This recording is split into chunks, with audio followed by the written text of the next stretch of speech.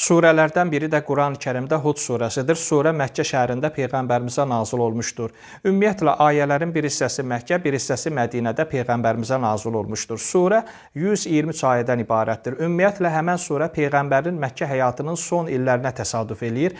Həmin illərdə Əbu Talib və Həzrəti Xədicə dünyasını dəyişmişdilər. İnsanlar çox ağır bir vəziyyətdə yaşayırdılar. Bu surədə Peyğəmbərimizə səbirli, təmkinli olmaq tövsiyə olunur. Çünki qarşıda müəyyən məsələlər var idi. Surələrdə bir neçə peyğəmbərlərin adları qeyd olunur və həmən bu surədə Allah Nuh peyğəmbərdən danışır.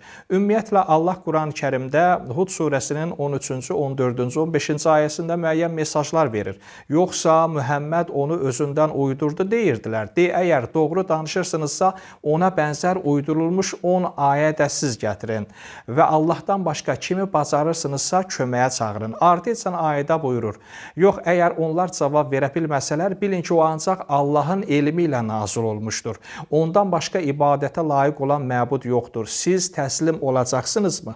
Ümumiyyətlə, bu ayənin təfsirinə nəzər salanda, təbii ki, ayədə Peyğəmbərimizə böhtanın atılmasından danışır. Onlar deyirdilər, bu surə, ayələr Peyğəmbərimizin öz sözüdür və uydurduğu kəlmələrdir.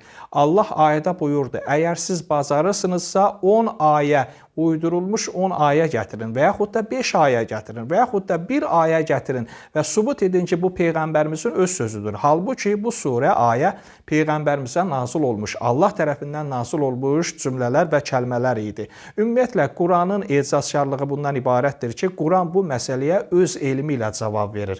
Əgər bütün ins və cin hamısı bir yerə yığılsalar, Quranın mislini belə gətirə bilməzlər. Quran möcüzəvi bir kitabdır. Quran möcüzələrlə, sirlərlə dolu olan bir kitabdır və Quran səmavi bir kitabdır. Sonra Allah bu ayədə dünya həyatından danışır. Ümumiyyətlə, insan həyatda azaddır və istədiyi yolu seçə bilər.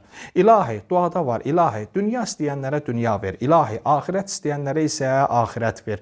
Bəzi insanlarımız dünyanı, bəzi insanlarımız isə axirəti istəyirlər. Allah Qurani-Kərimdə ayədə buyurur, kim dünya həyatını və onun bərbəzəyini istəyirsə, ona əməllərin əvəzini orada verərik və onlar orada zərər çəkməzlər.